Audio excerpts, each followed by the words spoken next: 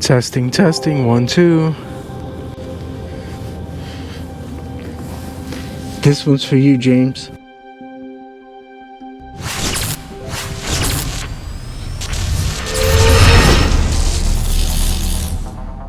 So what is up, guys and girls? It has been 4,000 miles. 4,000 miles ago when I picked up this bad boy. And boy, do we have a lot to talk about.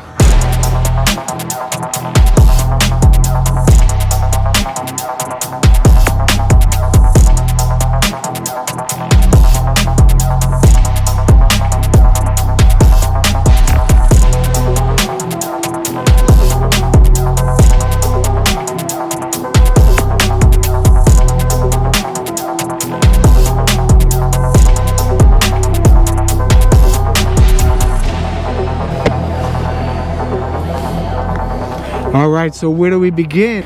In September of 2021, I picked up an ONYX RCR, and that, my friends, was the best investment that I had made. The ONYX RCR comes with a 72 volt battery, 3 kilowatt motor, a 300 amp Kelly controller, both front and rear suspension, headlight, hydraulic front brakes, and a regen that you would not believe how incredibly well that thing works.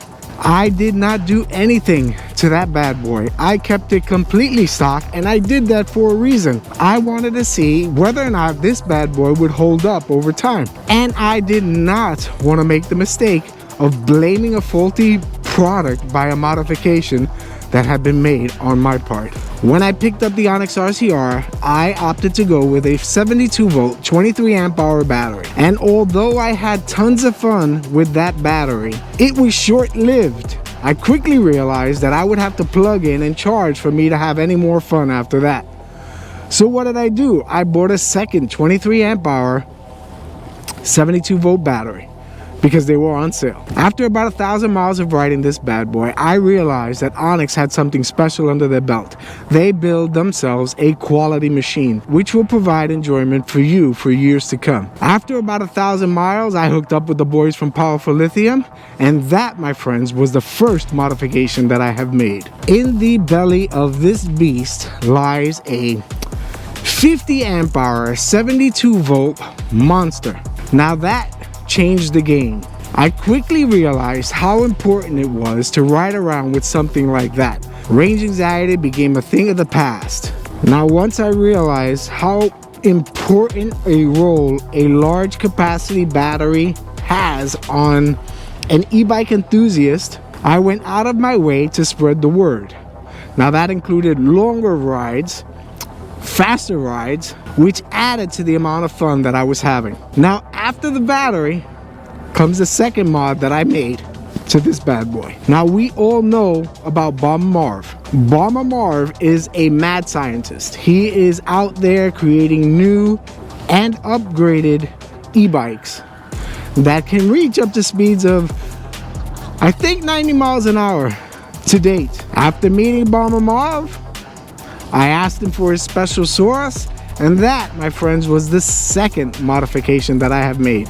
Alright, one of the third modifications that was made to this bad boy has a lot to do with Mackey's talents over at Powerful Lithium. He hooked me up with a battery cover that had my logo on it, as well as a QR code to take you straight to my channel.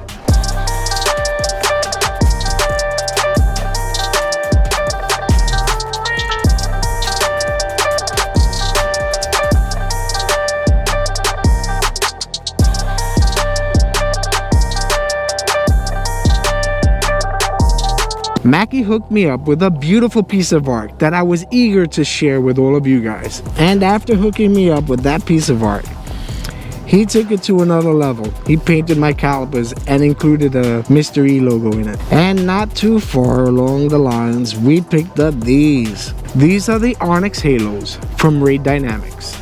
Raid Dynamics chose me to showcase their newest addition to their lineup. And these not only changed the look of the bike, but it also changed the way I felt when I rode that bad boy around. After riding around about 3,000 miles, I received my first flat, And it wasn't until then that I decided to upgrade to Michelin tires. The Michelin tires completely changed the ride. I feel like it's a lot smoother now. But keep in mind that I rode around with the stock tires for over 3,000 miles before I changed them. Now, not too long after that, the team over at Redshift Sports hooked me up with the Arc-like pedals. This one looks a little bit better than the other side, only because I've taken about 3 spills with this bike, and each of the spills I landed on the right-hand side. But to my surprise, they held up well. The Arc-like pedals are an essential tool that you guys would need to keep you safe while you're riding around, whether in the day or at night. Now, after the Arc-like pedals, this was something that I had been waiting for. It is a cell phone mount. It's brought to you by Quad Lock. And what I like best about it is that it is completely centered on your bike. There's not too much real estate on your handlebars, so this is a perfect alternative. Shortly after the Quad Lock was installed, I had probably the worst spill of my season. And that spill caused me to damage the front fork, the side panels, which is still a little bit damaged, the crank arm, destroyed the gauge, and messed up that beautiful battery cover that was made for me. And to my surprise, the team over at Powerful Lithium totally redesigned the ONYX RCR. They hooked me up with new fork, a new battery cover, new gauges, and they've added a touch of some LED lights here and in here. And my boy Lorenzo from Tapia Seats hooked me up with this beauty over here.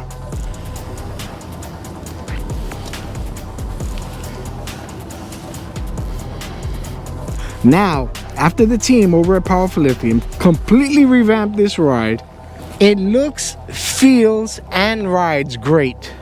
If you are on the fence about getting this bike, take it from me, you will not be disappointed.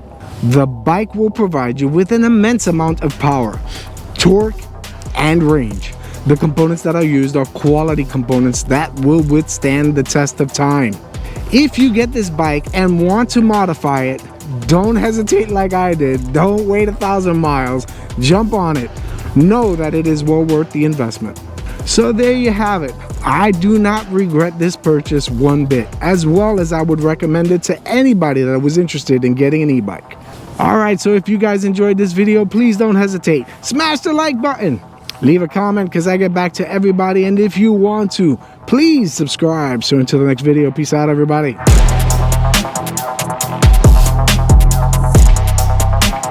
This is the shop. Those are half pipe, where I don't really do much of the half pipe, but some of our other guys here do spend a lot of time on the half pipe and all of our ramps and stuff. So our shop kind of turns into a little pseudo skate park. Cool. And then the main floor is just like production, like parts. These bikes are about to roll out here soon. These are all shipping. We're basically going in reverse. This is the shipping area. So before a bike ready to ship out, it'll be here, then we package it up and put it on a pallet like the bike's back there. So yeah, basically in reverse, from shipping to this area is where we do like the last step, the quality control, do the test rides and fit and finish, that sort of stuff. Before fit and finish, we have all the electronics and everything going here. Pretty straightforward. Before electronics, it turns into a roller, so it gets all the wheels, the motors, display, stuff like that. Before that, it needs to become a roller, so this is where it starts with like the frame, a bare frame, get the front forks and stuff on.